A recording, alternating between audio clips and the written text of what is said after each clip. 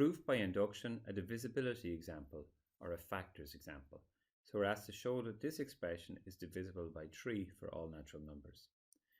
We're going to prove by induction. So first we put the lowest natural number, 1, the lowest value of n in. Evaluate the expression, and we see that yes, it is divisible by 3. It's two groups of 3, 6, but it's divisible by 3. Then we always, step 2, we assume it to be true for n is equal to k. So if we sub k into the expression, it would look like this. To assume that to be true means we're assuming that that's 3 groups of some number, 3 groups of an integer, or it could be a natural number. So we're assuming that that is divisible by 3. We're going to try now prove or show it's true for n is equal to k plus 1.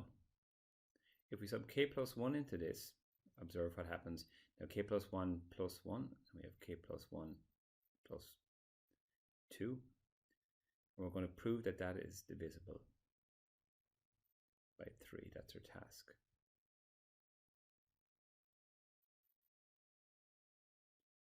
Okay, we're just working this out a little. 1 plus 1 is 2, and 1 and 2 is 3.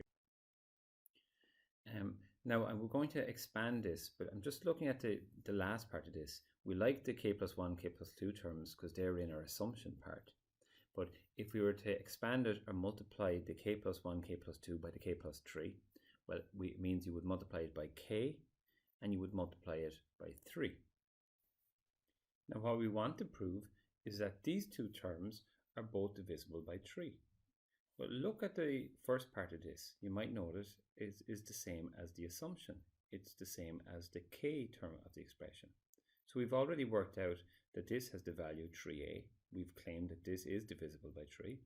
So I can write that as 3a. And if we rewrite the second term, I'm just putting the 3 first to make it obvious. This is 3 groups of k plus 1 times k plus 2. So factorizing this, just taking out the 3, just saying that yes, this is divisible by 3. We can write it as 3 groups of a plus k plus 1 times k plus 2. So we've proven what we've set out to prove. The final step is that we state our conclusion. So we say it's true for n is equal to k plus 1 if it's true for n is equal to k.